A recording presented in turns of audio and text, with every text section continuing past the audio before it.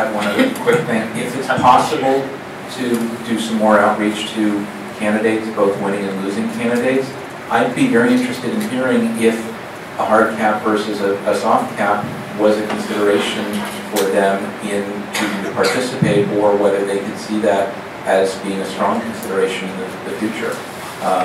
Even in something like District 8 last time around, I mean, just kind of how they think of that. There are lots of other program elements, but that in particular is one that might be worth getting some information on. Okay. Number 7 is the hard fix, if you will, for zombie candidates. My apologies to people who don't like that expression. I don't like that expression. So,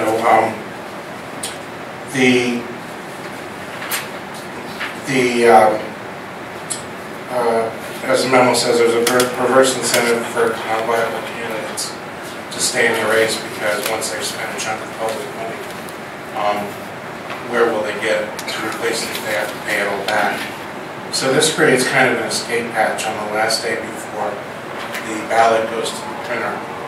The candidate who decides that they're not viable, that they want out of the race, can pay their accrued expenses, that is, any unpaid bills that their campaign has, and then whatever they have left, they give to the city.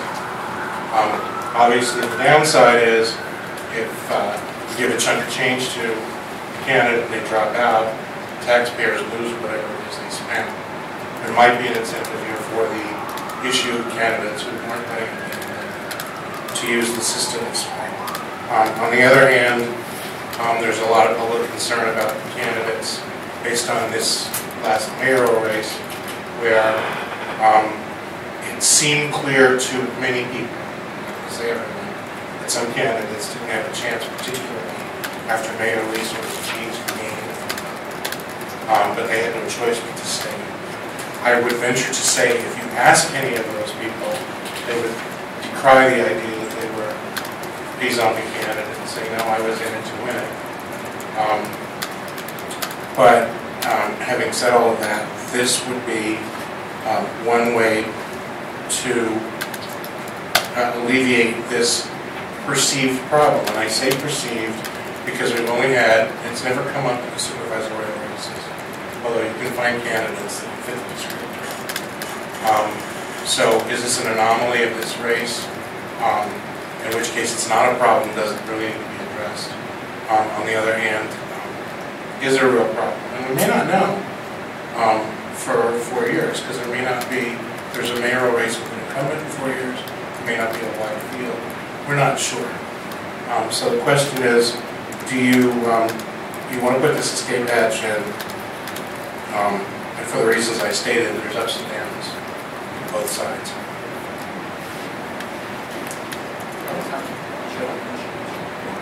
Comment? David Bopel. I'm a big proponent of this provision. I probably came up with a quote about perverse incentive.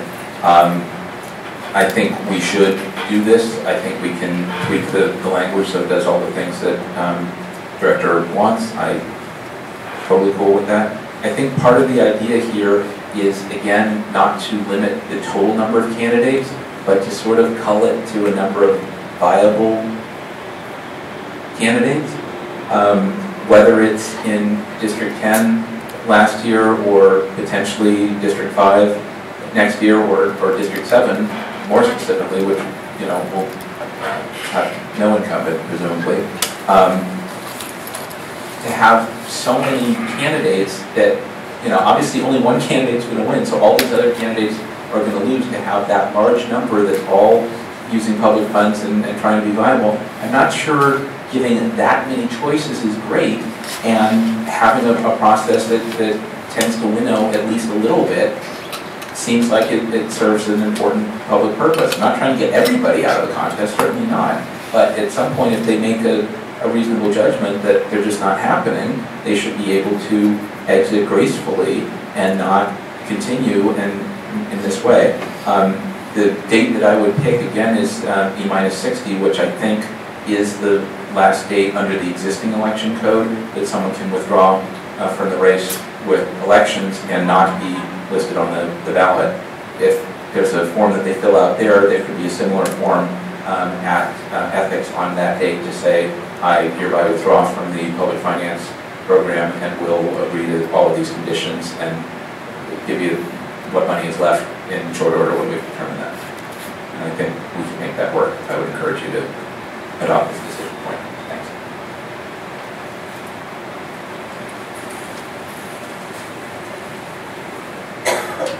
I have mixed feelings about this one. I can see it both ways.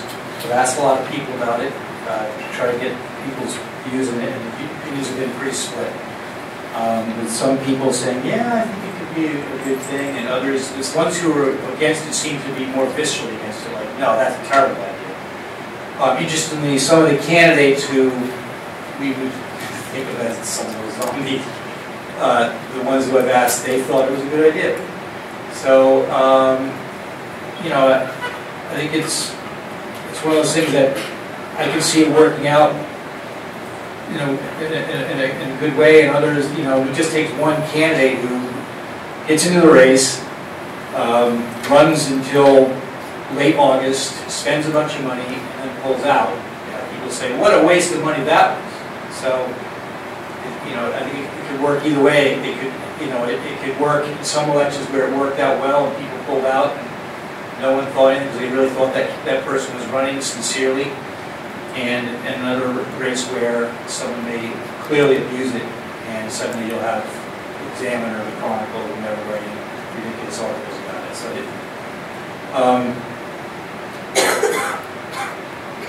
that's another thing I can't always. But anyway, good luck deciding that.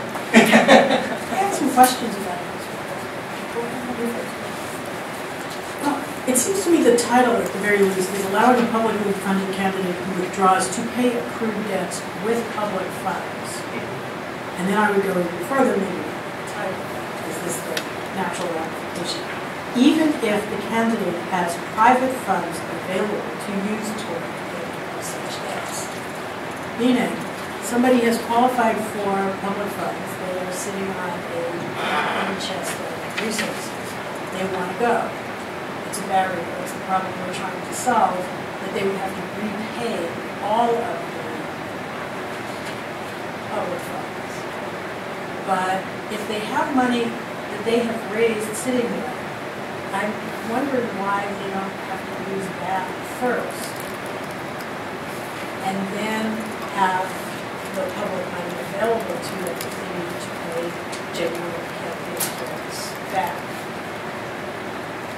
The way you summarized it, Mr. St. Croix said, and whatever's left over, they have to give it to the city. Well, if that's how it came out, it would just be a wash, and it wouldn't matter. But I thought it was, they can pay their own debts to themselves, and then they can give it back to their contributors. So they would have taken, so they'd be able to give the contributors back their money and spend the city's money for their debts, rather than use their campaign contributions first, and the city money only if they need to finish out the I understand. So, is that really how it would work? Is that intended? The way you're describing it, the way you're describing it is what we intended. The idea. What they can do. Yeah. What we were concerned about is we don't want them to use public money to pay themselves back if they loan themselves. If they make a loan to their campaign, they shouldn't. No, we don't want them to be able to do that. If they return 100% of the public funds and they still have money left over, they can repay loans that they made themselves. This isn't worded ideally. After such repayment. Okay, after such repayment to the city of the public funding, then if the candidate has any funds from private sources left over, the candidate would give up personally. Right. And then return any remaining external private contributions to those donors or givers.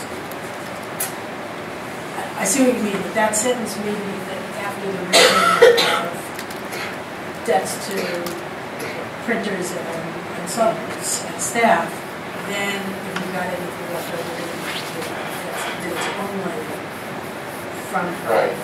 So the idea is you can pay all of your accrued expenses from your campaign, and then you have to give all of it back to the city up to the amount you've got in public funds. If there's anything left over after you repay the city, then you can pay loans. So my question, my dilemma is answered by the candidate. It's not, it needs to be clarified after what such repayment. See, the problem is that, let's say I'm a candidate, and I get 100,000, 50 of it was from the city, and 50 was private. And you tell me, you know, and then I decide to drop out of the race, and you tell me I have to use the private funds first to pay my accrued expenses. You know, once you start spending money, you don't say this dollar is public, this dollar isn't. So, the way we do it, we would get where you want to go, but the candidate doesn't have to specifically say, I'm using private funds to repay these loans. Because if they have any money at all, up to, like I said, up to including what they've got, it has to come to the city. But why, if the candidate has 50,000 in private funds, why can't we, that were given to them for the purpose of running this race as best they could, why would it happen to use that money with for, you know, what deter them from dropping it using that for? I think I understand. Yeah, if they have 100,000 and they spend 50, and they decide to drop out of the race, where did that last 50 that they still have in the bank come from? They can say, well, the 50 I spent was the private funds. I haven't spent any of the public money. No, we can tell them how to count it. We can tell them it's spend all private first and give back whatever's left up to the amount. Well, they're going to give us every single thing they have anyway, up to the amount they got from the city. After they pay their debts. After they pay their debts. Excepting they can't pay their loans that they made. So if there's any money left over, in all likelihood, there's not going to be. After they pay the city back, they're essentially converting their loan to a contribution. I think there is a different scenario, and that's somebody who has enough private money to pay their accrued expenses, and then we give the city all of the city's money. So in that situation, I think what Mr. Sinclair is saying, that the city's going to get paid back in full regardless. Because if you have enough money to pay your debts and pay back the city, that is the only circumstance in which you get to. Okay. Then I can live with this with clarification. It's not city money.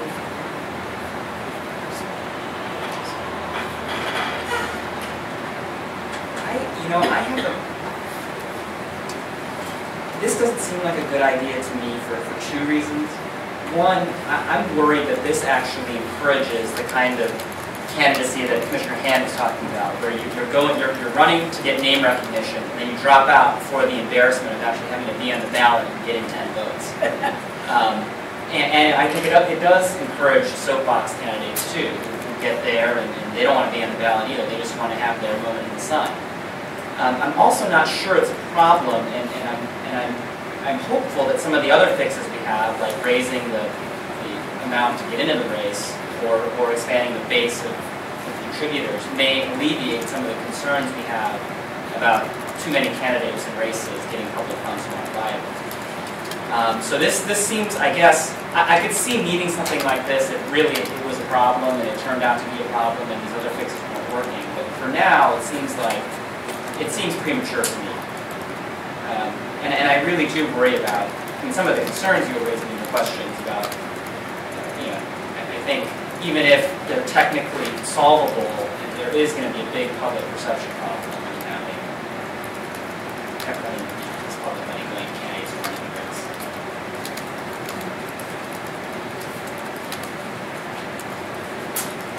though if they leave the race, they stop getting more public money.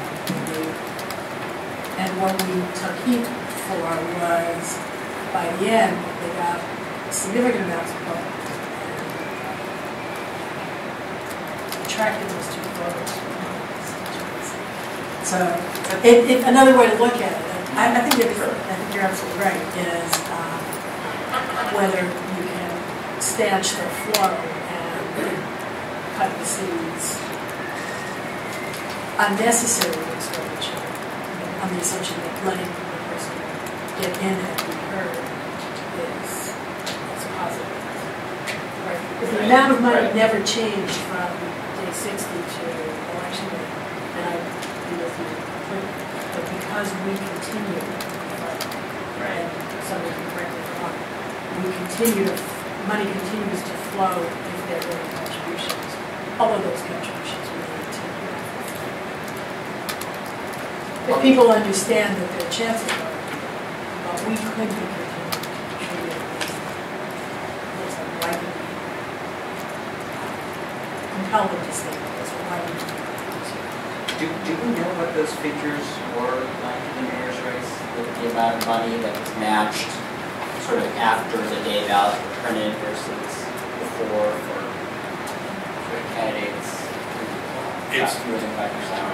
there were a couple candidates who were strung out at the beginning, and some who didn't really pick up until later on. But there's no real correlation with either. I mean, that's a concern.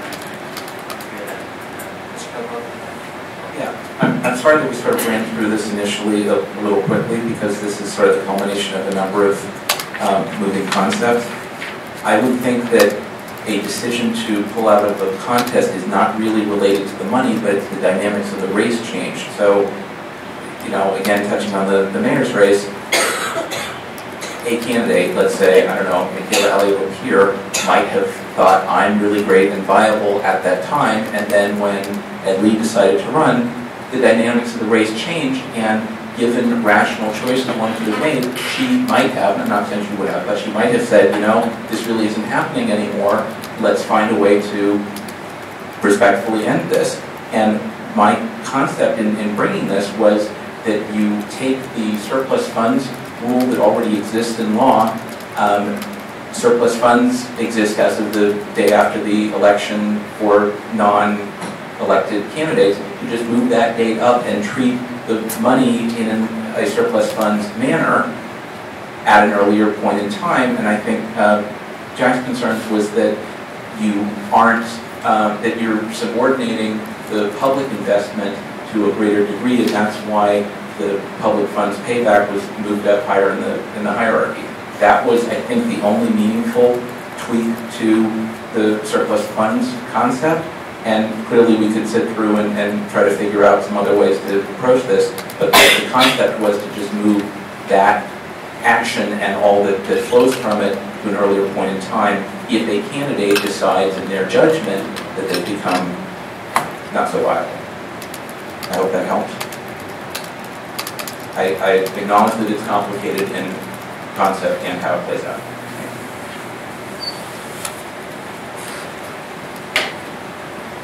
One additional point that might be useful for you to think about. In my survey of people, especially for those who didn't like this idea, I said to some of them, what if candidates had to sign a pledge at the beginning and at the end saying, I'm a publicly financed candidate, I pledge to use the money to advance my candidacy and to fulfill the goals of the campaign finance reform ordinance, or something worded along those lines. And then when they pull out, they would have to sign another pledge saying, I used the funds to further my candidacy and to further the goals of the campaign finance reform ordinance. You know, it's not like it would have any sort of legal effect on them, but it would be kind of a public shaming thing, the impact of public shaming. And for some of the people who said, no, I don't like that idea, they said, yeah, that would make it better for me. So whether it would or not, ultimately, throw that out there for you to think about.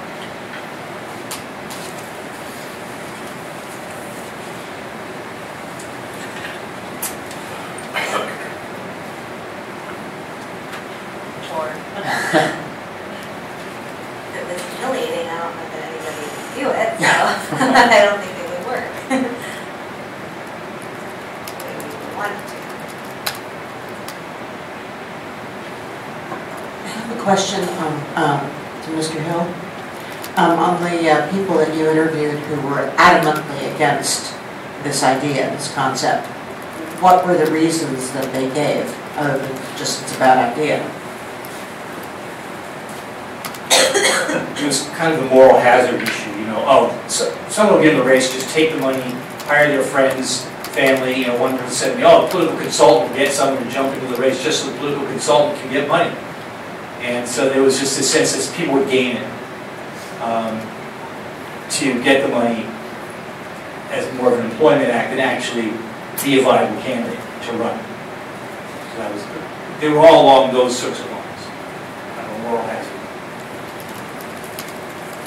And I mean, it combined, and we talked about this earlier, but combined with our proposal to, pardon? You have to have 100 people. Well, right, but I think it's going to be easier to get to 100 now if the board adopts our proposal to remove the limit on how many candidates you can contribute to.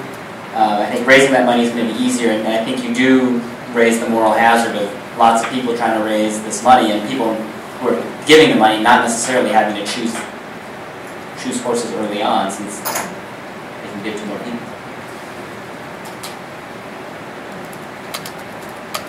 Too many variables. Yeah, I'm really persuaded by Mr. St. Croix's assertion, and that hasn't been a problem so far in supervisorial races, or at least not a blatant problem. And also that this mayoral election was a bit unique in many circumstances. And I'm not sure that we can take this election as sort of a standard for what's going to happen down the road. So I am definitely in favor of saying no to 7 at this point. And I think it's something that could be revisited down the road if it proves to be a problem. But I would hate to create a situation where we potentially create a moral hazard that people jump through without a very clear indication that there's a problem to solve.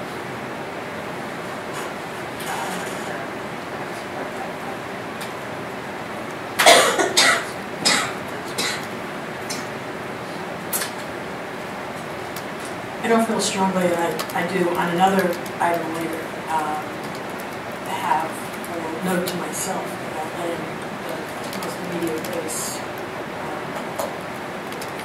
recede into a larger picture, because our noses are up against it pretty closely, and it may not be the best way longer term. So I see some attraction there, but the attraction is probably perception.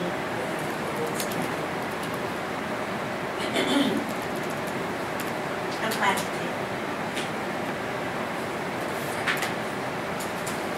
Decision point 8. Okay, the rest of these are mirrors, mayoral decisions you've already made for supervisor. Right. So, for example, 8 would be a doubling increase like we talked about for supervisor. We hadn't considered mayoral candidates being, we thought mayoral candidates might even be more difficult, make it more difficult, which is why there's 2 different thresholds there. Obviously, we hadn't considered the commission's idea about a dual qualifying scenario that we came up with during the discussion with the Board of Supervisors. So I'm not sure if you wanted to extend that to the mayoral program or not. When your last sentence says until staff is able to obtain additional data, staff is not prepared to make a recommendation on which the amount should be. This is the one where I said, do we have time to look at this with some additional analysis, finish the work on this, see what the supervisor's reaction is to set related to the supervisor. Or is it probably distance. Do you need a decision on this? Well, we're not going to have another mayoral race for 4 years, so the immediacy isn't there. But the question was, do you want to, as we do this, do you want to, sew it up completely or leave some decisions for a future commission? When would you have additional data? In 8 years. 4 years or 8 years. Wait, but Oh, I'm sorry. I'm sorry, I made your question. I'm way too, I apologize. The staff does after every public financing program, the staff does a complete report. So that's usually ready by March. Oh, okay. I don't feel the hunger to make additional decisions on this thing. I mean, I think Commissioner Sudley would make a good point. I mean, and especially if that data would be available in March, and it would inform the decision. It seems like taking it is a good idea.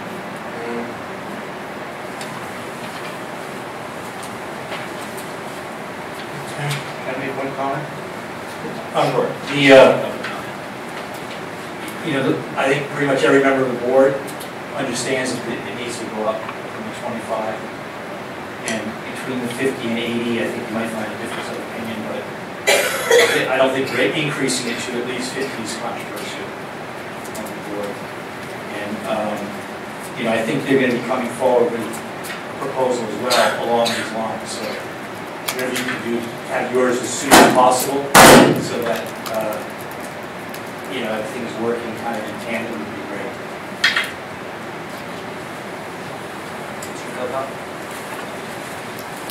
So, collapsing all of this together, 8, 9, and 10, I guess. I used the factor of 8 because it seemed to me that there are some things that you can scale up by 5. There are other things maybe by 11. Somewhere between 5 and 11 you find 8. I'm also told it's a lucky number, so the community want to be very supportive. So I just thought multiplying the whole program times 8 kind of made some sense. When I looked at the either 500 or 800 contributors or 50,000 or 80,000, that's actually where I got to the E-70 versus E-60 problem, that if you really run at the last minute, that you really don't have enough time. I mean, it's kind of hard enough running for Board of Suits. If you're running for mayor, to score 500 or 800 contributions in 18 days is a lot to ask for, and that's where I came up with the other 10 days. I did start to look at contributions, at least from 2011. It was a very complicated formula to come up with, and it's got some data limitations because candidates don't report on their 460s contributions of less than 100. They're not required to.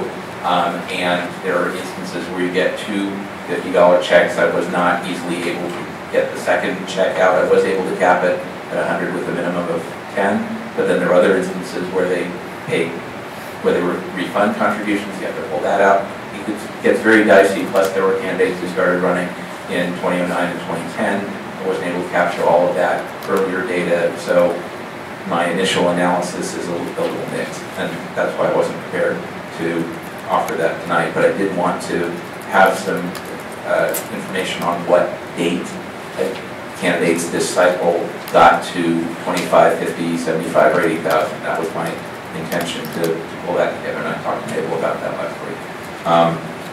I still think that 80,000 and 800 makes sense, but I recognize that that's a significant increase in burden, and that actually encourages people running for mayor, unfortunately, to start running earlier and to be serious about it. But frankly, if you, I don't know about the 800 contributions, I think that still makes sense, but if you aren't raising at least $80,000 by some early date and you're running for mayor, then you're probably not serious about it either. So then we're back to what's a serious or viable candidate. These are good issues to discuss, and there aren't perfect answers, but there are different viewpoints on it. That's helpful.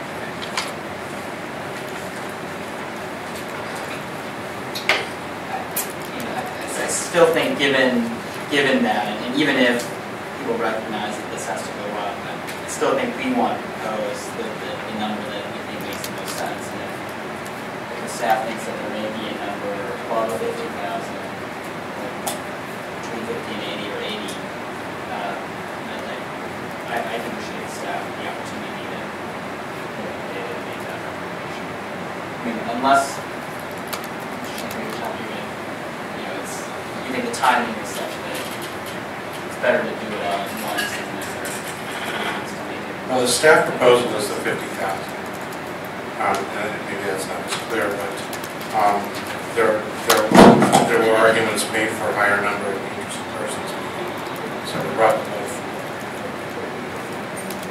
Nice.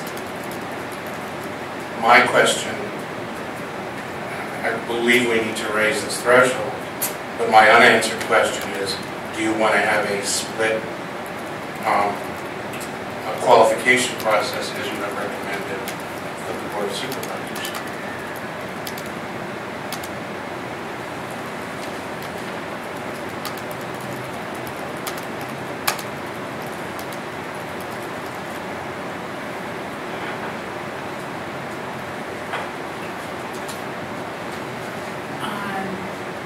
So is your inclination to do it tonight, after we see whether we play it out?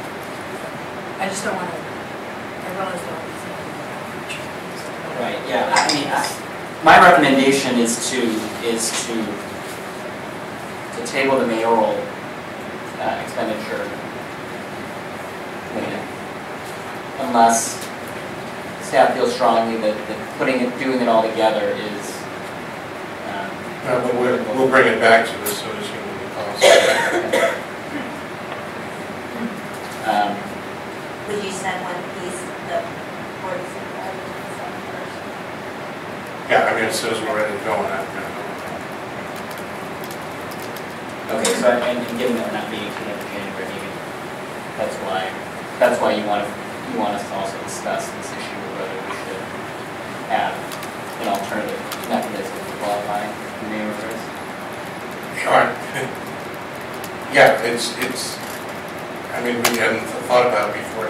Obviously, we just introduced tonight, but it's the same program. It's just that the numbers are given Right. to offices. There's less of an urgency for the mayor's race because we do have more time. But on the other hand, there's getting a meeting of the minds at the board on one occasion is going to be enough of a hurdle, let alone trying to do it twice. So that's Right. I mean, I guess my concern No, go ahead. is that to me it matters, and maybe this shouldn't matter, but it sort of matters what number we end up with for the mayoral race, because if you have a requirement that they have to have 800 contributions, if we use the same 1.5x times contributions formula for qualifying at a lower dollar amount that we're using for the supervisor race, we're talking about 2,000 contributions, which sounds, almost, I would be worried that it would be so large as to not seem serious. And my question comes even earlier. Since this is something that hasn't been discussed, if the supervisors heard that proposal and said it just doesn't sound like it's a reasonable way to go, why agonize our way through the issue of the mayor's race if you may learn that it just appeal or doesn't seem to serve the interest of the candidate finance system. So I'm just trying to think, will we spend a lot more effort right now if we try to think it through without a big piece of information, which is we may not have 20 slides. I don't know. But you know better, Jeff, what the you want us to come up with something sort of. There could be differences between the two kinds of races. It's a citywide race. A citywide race is more professionalized, it may be harder to generate those reads. People might do a supervisor's race as their first effort, but less likely to do the mayoral race. But that's a longish conversation who may have some race that there's no place for it whatsoever. Whether we have figured numbers.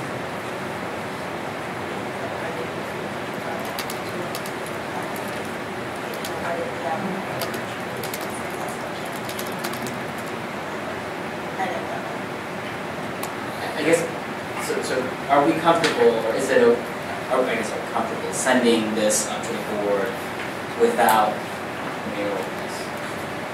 That's your decision. That's, you know. So that's just like policy. Yeah. There and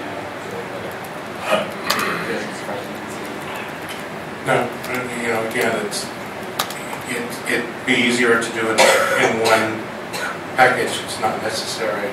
The impetus for the mayoral race is not there as much as for the supervisor. We're going to have to solve the supervisor problem now. Some information that might be interesting and useful to you thinking about this. There's a lot of reform sentiment at the Board of Supervisors right now. And there's going to be ballot measures, it looks like, June 2012, dealing with lots of these issues. And some of those, you know, what exactly to be in them is still being discussed. But I think it's very likely you're going to see introduced at the Board of Supervisors in January a ballot measure for the exact things you were talking about here. If not tomorrow. No, it won't be tomorrow. And it's going to include the mayor's race. In part because a lot of the perception of the zombie candidate stuff is coming from the mayor's race. And so that's the immediate tension, if you will, that's pushing this to the forefront of everything else. And so if you don't come forward with your proposal for the mayor, you risk sort of being left behind by the sweep of events. I don't know how else to say it. That's just the reality of what's going on.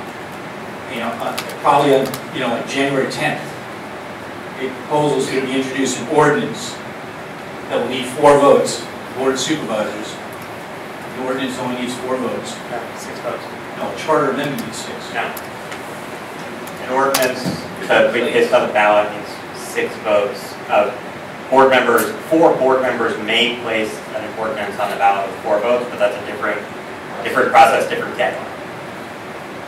Well, the ordinance that would be put on the ballot would be a 4-vote ordinance. The 4-signature. Either way, there's a 6 vote. You can put something on the ballot. Sorry. Okay. It could take as little as 4 supervisors, one way or the other, to do it. So, you know, and I think that the supervisors would really love to have the Ethics Commission part of the process and weighing in with your thoughts on what would be the appropriate numbers for the mayor's race. You know, and it's going to be looking at changing qualifying deadlines for candidates, all these sorts of things. So I think this is, you know, people are looking to guidance from you, but if you wait till March, it will be too late. That's what I'm saying. It's not our time table. That's going for another talk. Well, so Mr. Hillen, how would you propose we come up with a number? How do we come up with the right number? Using your skills and experience and talent at your disposal. And knowing that, you know, we are, I mean, you can look at past elections, the 2003 election. We can at least look now at what candidates stand, though some of the reporting is still out there, but it's coming in, and we have a pretty good sense. And, you know, the numbers that you're talking about are not that different from what it already is. Keep in mind that what you're trying to do in many ways is fix the trigger. So if the trigger's gone, what are you going to give to candidates to make it satisfying and of interest because the trigger's gone? You know, I think most people recognize that $25,000 is too low. So your best guess, you know, they recognize there's not that much data for the mayor's race. We don't have mayor's races every 2 years, we have them every 4 years. And the last one before this one was not competitive, so I don't think anybody is going to be harshly critical of you because somehow your numbers aren't founded on 2 decades of data, you know. They're just looking for guidance and, they, you know, as always, it's more of an art than a science. That's a good point, and the commissioners have further thoughts on that? Well, I think his argument is compelling. I think that we need to be relevant. Not be left behind. So that seems important. To get out in front of the issue. And it does sound like the staff at this point is that it's comfortable with at least 50,500 contributors. I suppose if that changed down the road, we could amend the proposal. But if this is going to be considered, you know, we certainly want to be on the right timetable here. I think that I would suggest at least adopting 8A, 9A, and 10A on the staff's recommendation. Let us put that together and think about it for the next month, you know. Okay. 8A, 9A. 8A, 9A, and 10A. I'd be comfortable with, yeah, 8A, 9A, and 10A. The 8A, I guess right now I wouldn't be inclined to go over 50 because, you know, we just could have doubled it. So, I don't know about justifying a more drastic jump, just qualified threshold now. Data. Yeah, so nothing's going to change.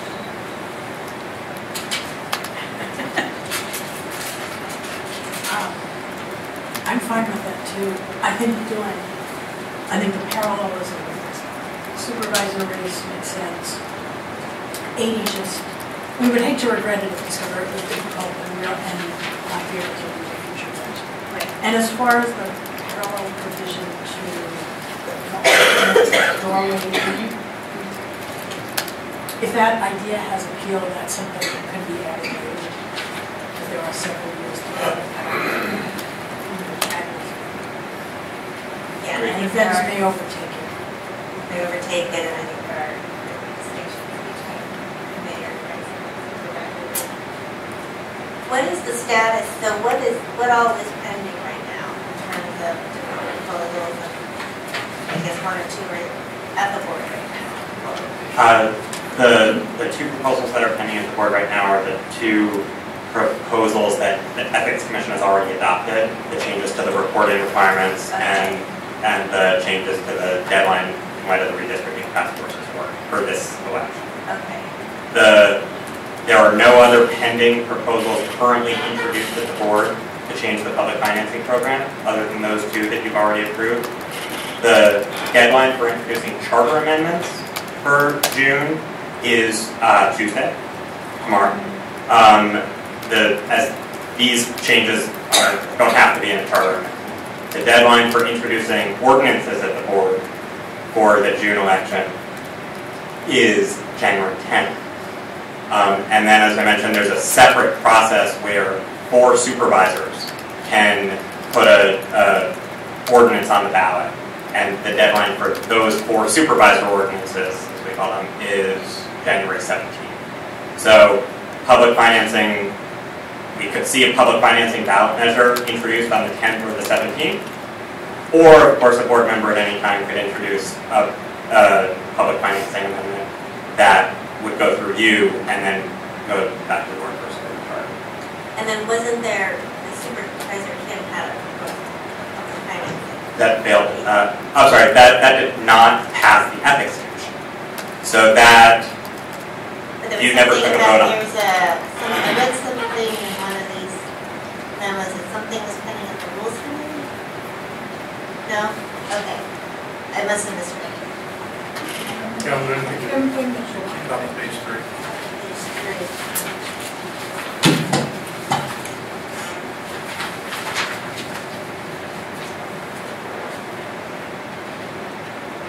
generally, when a board member introduces legislation that has to go to ethics, they wait for it to pass ethics before they bring it to a board committee. So That's that, been referred, they haven't had any hearing. okay, yeah. And you have had a hearing, and I think ultimately didn't take a vote on it. So you could, but that proposal, of course, raises a lot of the issues that you're already talking about today. Okay, but that's still floating around. Okay. Let's take public comment on, I think we've done 8, but 9 and 10. So, David Bilko again. In concept, I am with 8B, 9B, and 10C, but if you're going with the 50,000, at least for the moment, I can certainly live with the 8A, 9A, 10A approach. They're kind of all related, and it's, you know, colors and flavors. The other 2 points of information I wanted to bring up, there will likely be charter amendments introduced tomorrow related to ranked choice, which doesn't directly bear on this, except that it all sort of does work together into how we elect people. And I can't predict how that's all going to float out. Stay tuned, I guess. I would encourage the commission, assuming that staff and city attorney can process all that we're getting tonight, to possibly have a special meeting before January 23rd to look at actual legislation to do this stuff, so that if there are items introduced January 10th or 17th, that they've been informed by not just the commission's giving direction tonight, but actually voting on stuff if you've got stuff to vote on, like prior to January 10th, which you could do. And I just wanted to give you that option. The other thing that I was going to refer to that I wasn't planning to refer to, but since it came up in relation to the alternative qualifying approach, on page 2, the footnote refers to the signature requirement concept that we kicked around for a while and are not currently pursuing. There's an existing process that I assume you're all somewhat familiar with, the petition in lieu process that board and mayoral candidates can use to reduce their filing fee. For Board of Suits, I believe the filing fee is at $500? $500, and so 1,000 signatures completely waives their filing fee, and some candidates choose to do that, or at least some amount of that, to prorate their filing fee, and that involves going out and gathering signatures during a roughly 28-day period of time in July-ish. Yes. My point is that it is not unusual for people to have to go out and gather signatures or get the equivalent of small contributions, so it's not a ridiculous concept if you apply that formula that we're talking about to the mayor's race. The mayoral filing fee, I think, is $5,000, and so 10,000 signatures waives the filing fee. I don't actually know this year if any of the mayoral candidates, I assume some submitted signatures. I don't know if anyone submitted a full 10,000, but that's an interesting piece of data that we could pick up. So going to Commissioner Studley's point, gathering 2,000 plus signatures or small contributions is not completely outside the realm. Sorry, long-winded waiting to my point.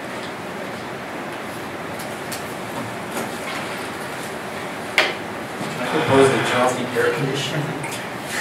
I think it's December, isn't it? I could live with any of these members. We may lose a couple commissioners if we don't. Pardon?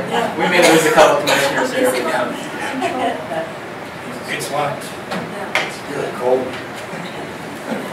Extra for gloves. So, you know, 9A, B, and C, I can live with either of those. I was the one that proposed 9C, in part because it was the same thinking. If we're going to take away the trigger, we should give them something, and 9A is already the status quo. But there's some who feel that there's a perception issue if you hit the $1 million mark, and maybe there is, I don't know. So, you know, I don't know how the members of the board will feel about this, so you might give them a couple of those, 900,000 plus one of the other ones, maybe 9C. So it's different than more different than 9A.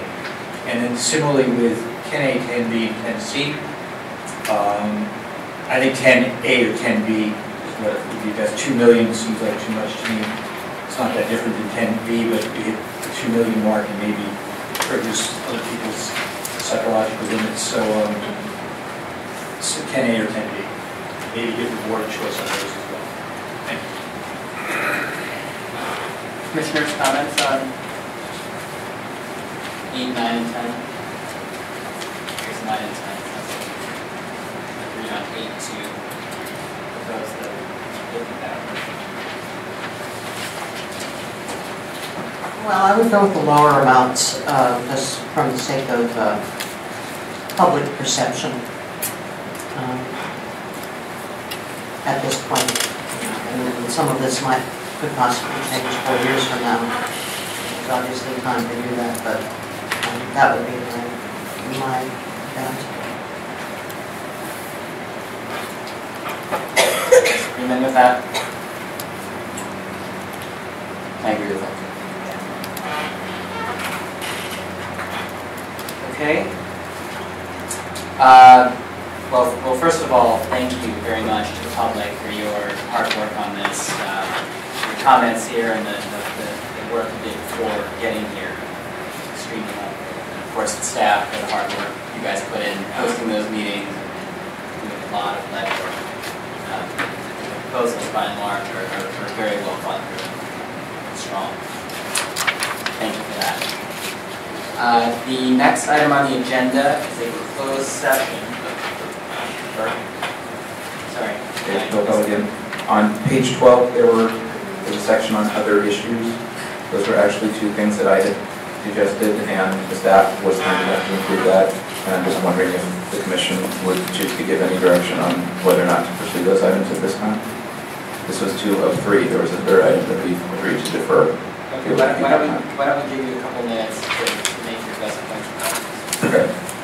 With regard to the first one, there was at least one mailer that a candidate, I don't know, David Chu, for example, did with a hologram piece about shaking things up at City Hall that apparently was not recyclable, was effectively trash.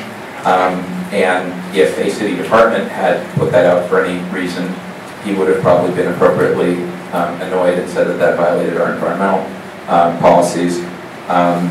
It seems to me that if we're spending public money in this instance, city departments would be subject to various by-green requirements. Should we not impose something like that, may not be exactly the same, but something like that on candidates who receive public funds? We can certainly consult with the Department of the Environment. We could craft something that either says you will use recyclable paper or explain why you're not.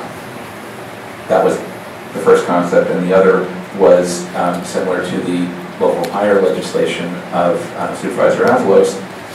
Again, if this were a project that a city department were doing, DUC, MTA, whatever, they would be required to hire to spend at least half the money hiring local folks. As it is now, candidates can receive public funds and have their stuff printed, mailed, use consultants from out of town, et cetera, not keeping the money in town.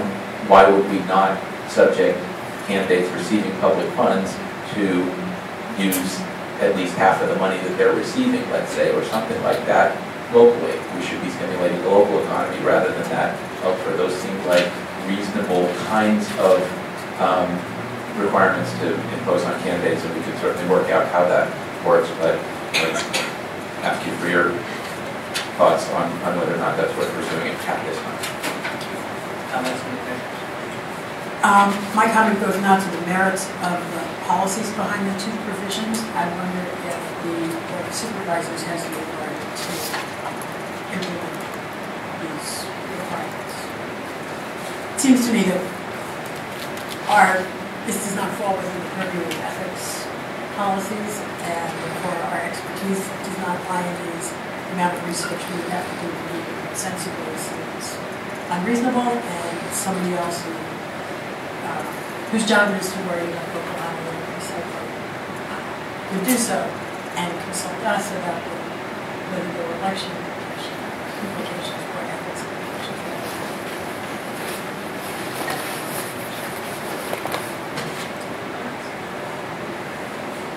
I think those are well-meaning ideas, and perhaps some pledge. We could ask candidates to pledge to do both of these things. Again, I don't know who would follow up on it, or if they actually do it. So that would be my only question as with Commissioner Stefan.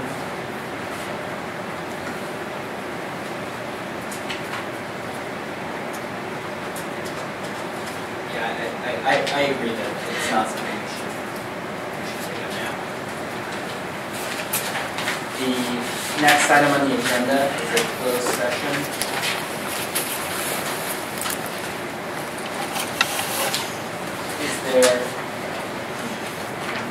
Is there a motion to go into closed session? So moved. Second? Second. All in favor? Aye. Oh, public comments? Sorry. None? All in favor? Aye. Opposed? Passes. Back in open session. Is there a motion for the Ethics Commission to find that it is in the best interest of the public not to disclose its closed session deliberations? So moved. All in favor? Aye. Aye. Public comment. Oh, public comment? Bill, is there any announcement held? Yes. There will be an announcement. Okay. It actually might be helpful to get the announcement out first and then so. We can do that. Does it matter? All right, all in favor? Aye. Opposed? None? Same clerk? Okay, announcement, finding of probable cause for Ethics Commission complaint 25-101021 at its regular meeting of December 12, 2011, in the matter of Ethics Complaint number 25-101021. The Ethics Commission made a determination that there is probable cause to believe the following violations of San Francisco Campaign and Governmental Conduct Code, and that the respondent, Patrick Cullen, committed them. 1, 2 violations of Section 1.510. The first, providing campaign consulting services or accepting any economic consideration for the provision of campaign consulting services without first registering with the Ethics Commission. The second, for failing to comply with the reporting requirements specified in Section 1.515. 2, 1 violation of the code, Section 1.515A, for failing to file a campaign consultant registration report. 3, 1 violation of the code, Section 1.515C, for failure to pay campaign consultant registration and client fees. 4, 1 violation of the code, Section 1.515D, for failure to file campaign consultant client authorization statement. And 5, 2 violations of the code, Section 1.515E, for failure to file 2 campaign consultant quarterly reports. Each commissioner who participated in a decision to find probable cause must certify on the record that he or she personally heard or read the testimony, reviewed the evidence, or otherwise reviewed the entire record of the proceedings. So, I so swear. I so swear. I so swear. I so swear. Respondent is presumed to be innocent unless and until such time that the allegations are proved in a subsequent hearing on the merits. The Executive Director shall issue an accusation in accordance with the San Francisco Ethics Commission regulations for investigations and enforcement proceedings. The next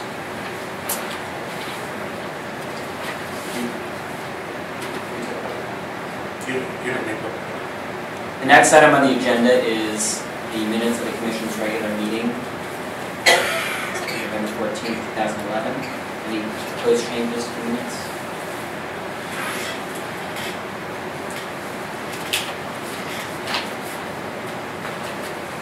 Public comment?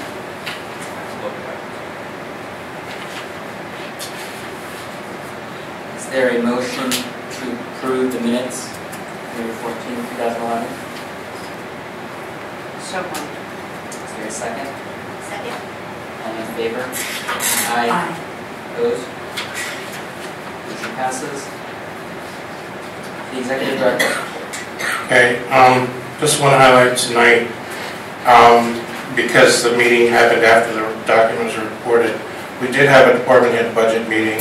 Just want to let you know that while the overall budget outlook has improved for the city, we're still looking at deficits in the next 2 years in the hundreds of millions range. So each department has been given a target for the upcoming year to cut 5% from its budget, and then an additional 5% for the second year.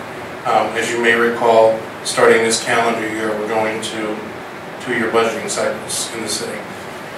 In addition to that first 5% cut and then 5% for the second year, we've been directed to prepare a 2.5% contingency cut. Again, these are much smaller than the cuts requested in the past, but still problematic for an agency as small as ours. The overwhelming majority of our budget is salary and staff, and that's almost certainly where that would come from. Which means even if 5% didn't take up a whole position, we would likely lose a staff member. I'll be having talks with the Mayor's Budget and Finance Office to look at the lay of the land a little closer to the ground. At the January meeting, I'll have the budget proposal prepared for you. So this is just an FYI that that's what's out there. As I said, things are looking better for the city, but far from out of the woods yet as far as those things go.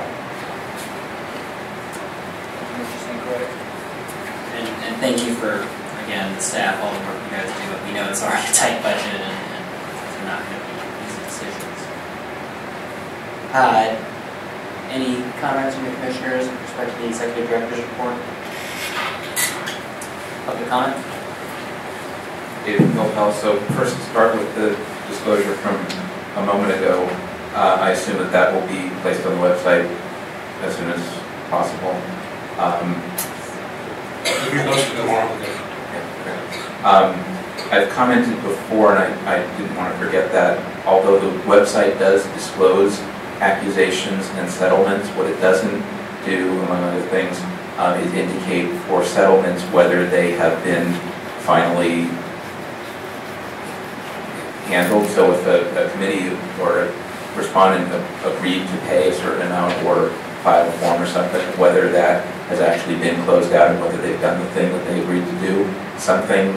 Putting something like that on the website, I think, would be helpful to just indicate that as of X date, all of the terms have been adhered to and this item is closed out. It's just not clear right now whether those things happen. Moving on to the written report with respect to the budget, I understood there was actually one additional requirement that the director did not mention, that there's something about a 1 or 1.5% position cut for for general fund supported departments. Am I correct in that understanding? I don't remember that. Okay. Anyway, I heard that they were looking for body count. What's the point? They did say there were going to be additional positions cut. Okay. They made that clear, but there was no directive that each department had to lose X number of. Okay, all right. Because I heard that and that worried me because the only way we make things happen here is with, staff. The other thing that, again, occurs to me with the written report, looking at the BDR referrals, for some reason we now have 3 either former or current elected members of the college board that are in the BDR doghouse. That's the technical term. I think we should explore some way to bring them into compliance and see why is it that the College Board of all places seems to result in these problems. I mean, at least 2 of these individuals, if they run again, need to correct these problems before they can be elected again. And one of them is no longer in office, but still, it's troubling that someone who's elected to the College Board is not complying in that way, more so than these other folks who were not elected or are general purpose committees. I just find that interesting. Thanks.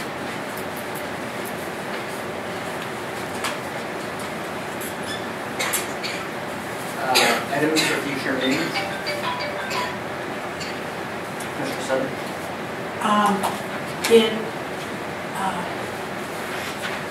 suggestion. It's possible that it's being overtaken by events that were described to us earlier. But after the last meeting, Commissioner Ham and I had a brief conversation in light of all of this discourse in the city and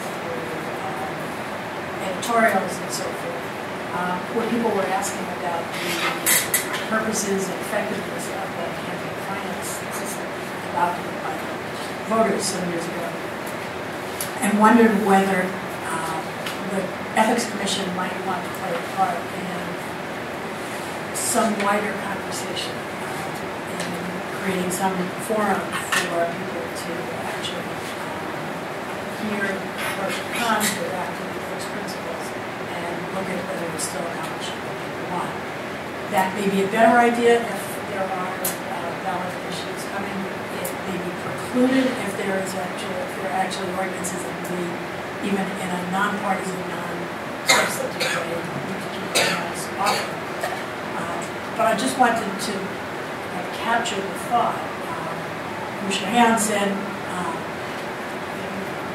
we were talking about doing it with others. She had a thought about how we would sponsor it. Could be done with organizations like university think tanks. She had about the Commonwealth Club. If we did the Commonwealth Club, I might also want to do some neighborhood version, but not looking for a time-consuming activity because I know the staff resources are modest, but the goal would simply be to have the most thoughtful and conversation possible and have some perspective on issues that, as I said earlier, we might be making a lot of decisions with our vantage point very close to one particular race, and we might be able to work with others who care about these kinds of issues to explore the thinking. And I haven't gone beyond that idea at all, but I now realize that there may be some things that make it either more desirable and necessary or less possible for us to be able to do. Are there any restrictions on holding such a forum or being involved if there were, for example, a ballot initiative or a proposal to the board? No, if there's a ballot initiative, we would be precluded from by law from taking a position. But it spells out what we can do is explain the factual process of what it does. I'm even thinking, can we convene a presentation by people from who think about campaign finance or from other cities, or just an overview kind of thing within which the local debate on the various proposals take place. People who worked on originally putting forward editorializing about it because they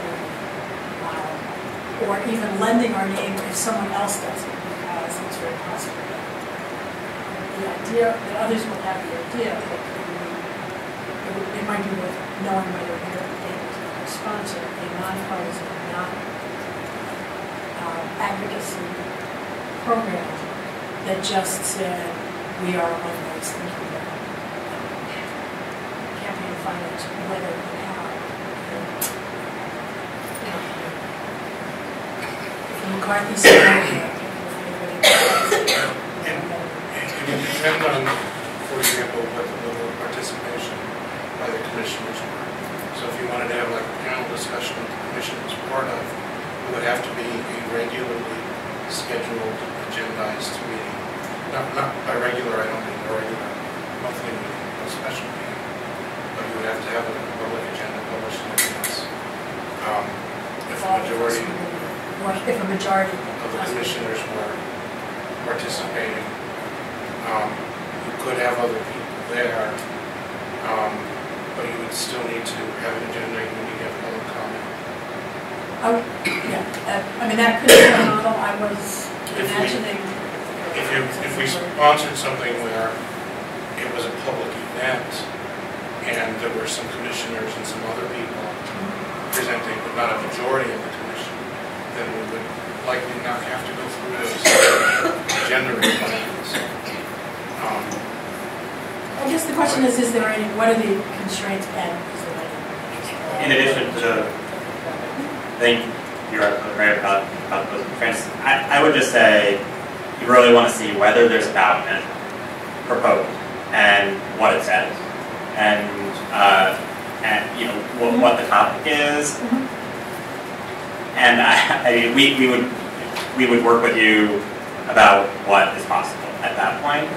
The commission may say that's not our role at all, and they don't want to do it at all. When we talked about it, there wasn't an immediate ballot measure, and so in a way, I think we thought we were getting out ahead of let's have you know, thoughtful, bright, kind of measured, reasonable conversation, and then people will see what it's about. I didn't put together the timing requirements. Other than those that the executive director mentions, I don't think there are constraints on what you can do if there's no ballot measure. And there may or may not be a ballot measure of any use, right? And we won't really know that until late February. And then we just have to figure out who the co-sponsor or co-sponsors will be. Preferably somebody with an auditorium on money.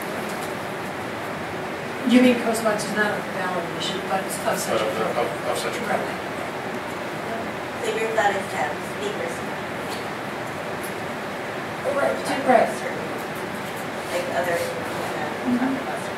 Yes, I wasn't picturing it as, you know, all 5 of us in there, so it was more the idea of having people who provide that kind of perspective.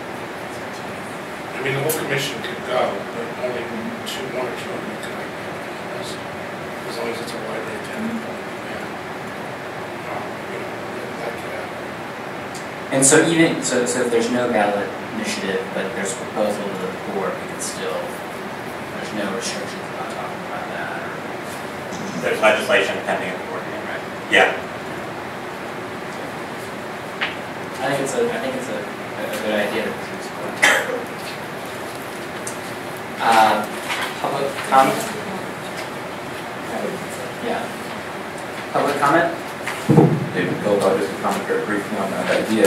Even if current members of the commission are appropriately prohibited from discussing it, that might be an opportunity to invite former members of the commission who have a variety of different viewpoints, some of whom agree with current staff and commission direction, others who don't, and just to hear sort of some of their thoughts on current events. They certainly all, I think it's fair to say, have spent their time considering all these issues at that point in time, and might well have some, wise views to share, whether we agree with all of them or not. But there's some value to former commissioners here as well, and they are not similarly constrained as you are in this way. Something to think about. Not all of them will have certain features. In any event, it's nothing to think. Okay. Public comment on matters of And happy holidays. and not appearing on the agenda. Seeing none, is there a motion to adjourn the meeting? So moved. All in favor? Aye. Opposed? Seeing none. Holidays, Happy New Year.